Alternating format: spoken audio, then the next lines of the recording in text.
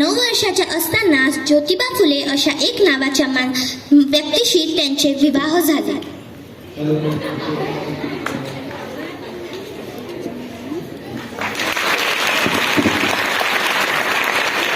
सावित्रीबाई यांना लहानपणीपासूनच खूप शिकण्याची आवड होती.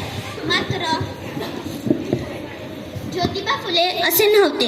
त्यांना मुलींना शिकवायचं होतं. ज्योतिबा फुले हे शिकलेले होते, त्यामुळे त्यांनी त्यांची पत्नी सावित्रीबाई फुले यांना घरीच शिकवले. अननसाचा आईचा इमारतीची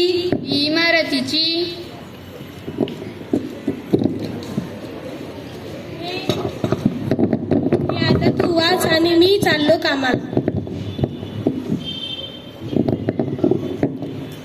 अननसाचा आईचा इमारतीची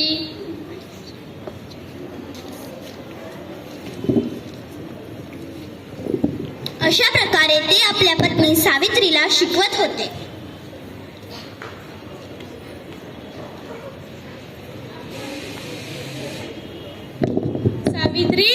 सावित्री, हे तू काय करत आहे? चल हे घे, अभ्यास कर आणि मी करते ते काम.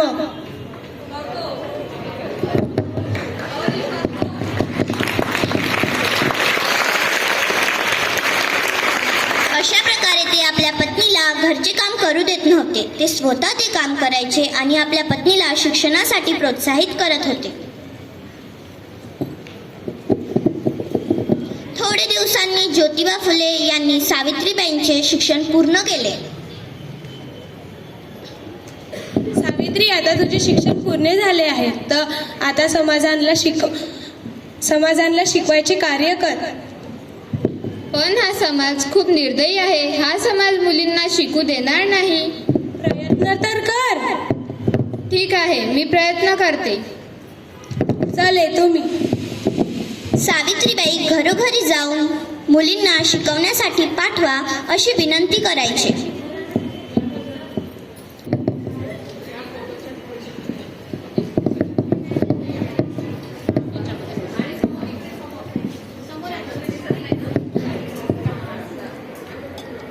ताई, तुम्ही तुमच्या मुलीला माझ्याकडे शिकवायला पाठवाल का? नाही नाही पाठवून माझ्या पोरीला काय करत शिकून स्वयंपाक असतं करा लागते. ताई, तुम्ही पाठवाल का तुमच्या मुलीला?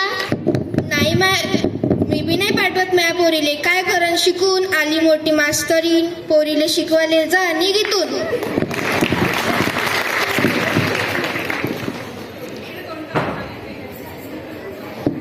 ताई, तुम्ही पाठवाल का तुमच्या मुलीला?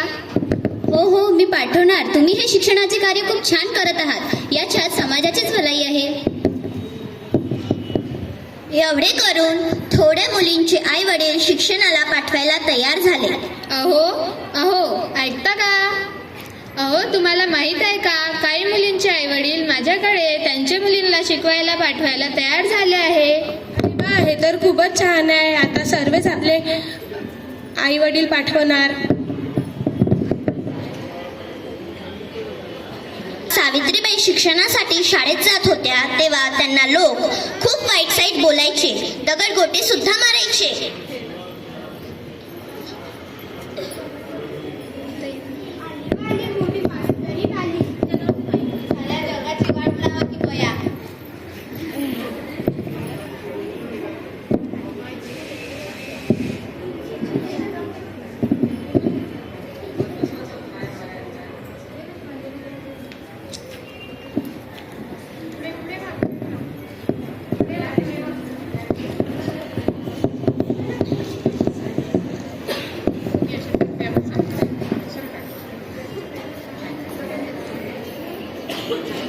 अननसाचा आईचा इमारतीची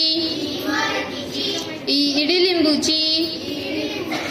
आजची शिकवणी इथेच संपले. उद्या तुम्ही सगळ्यांनी हे पाठांतर करून या.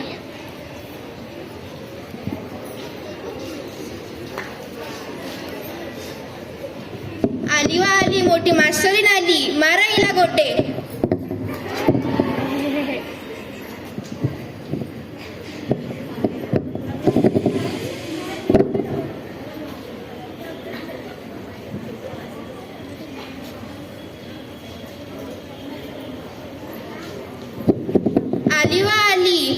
मास्तरीन आली, मारा हिला गोटे.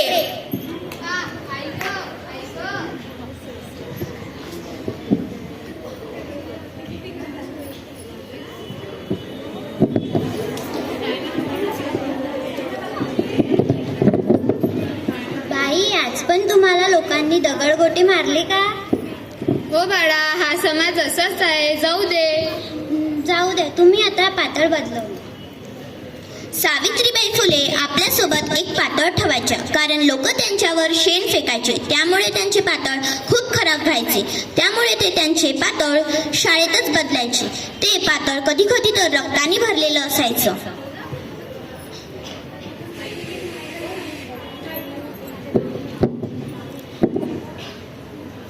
उकळाचा, ऊसाचा,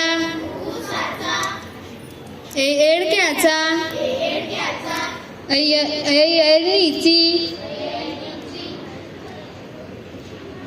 अशा प्रकारे सावित्रीबाईंनी समाजात मुलींना शिकवण्याचे कार्य केले.